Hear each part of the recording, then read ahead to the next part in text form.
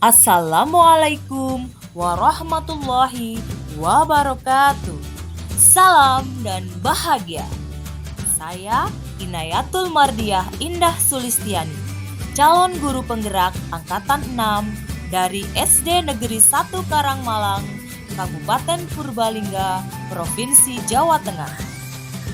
Dalam kesempatan ini, saya akan menyampaikan modul 1.1.A.8 koneksi antar materi, kesimpulan dan refleksi modul 1.1. Seperti yang telah kita ketahui bersama, semboyan Ki Hajar Dewantara ada 3.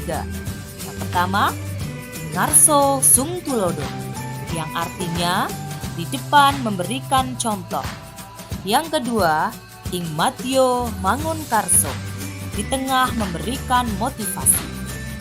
Yang ketiga, Tutwuri Handayani, di belakang memberikan dorongan. Beberapa dasar filosofi pendidikan menurut Ki Hajar Dewantara yaitu: yang pertama, pendidikan adalah menuntun.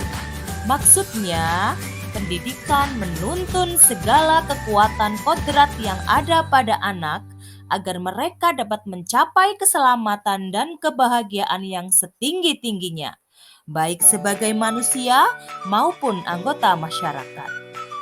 Pendidik hanya dapat menuntun tumbuh atau hidupnya kekuatan kodrat yang ada pada anak, agar dapat memperbaiki lakunya, bukan dasarnya. Yang kedua, kodrat anak merdeka secara lahir maupun batin. Manusia merdeka adalah manusia yang hidupnya lahir atau batin tidak tergantung kepada orang lain, akan tetapi bersandar atas kekuatan sendiri.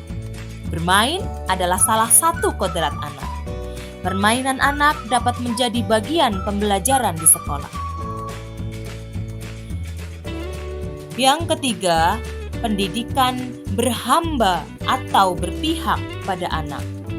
Bebas dari segala ikatan, dengan suci hati mendekati sang anak, bukan untuk meminta sesuatu hak, melainkan untuk berhamba pada sang anak. Yang keempat, bukan tabula rasa. Anak bukanlah kertas kosong yang bisa digambar sesuai keinginan orang dewasa.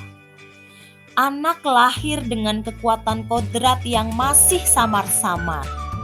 Nah, tujuan pendidikan adalah menuntun, memfasilitasi, membantu anak untuk menebalkan garis samar-samar agar dapat memperbaiki lakunya untuk menjadi manusia seutuhnya.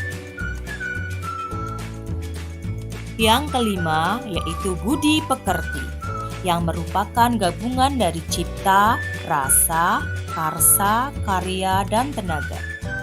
Yang keenam adalah petani.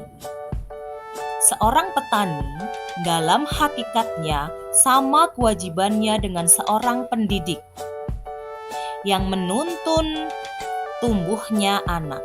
Seorang petani menanam tanaman hanya dapat menuntun tumbuhnya, memperbaiki kondisi tanah, memelihara tanaman, dan memberi pupuk serta membasmi ulat-ulat agar tanaman tersebut bisa tumbuh dengan baik.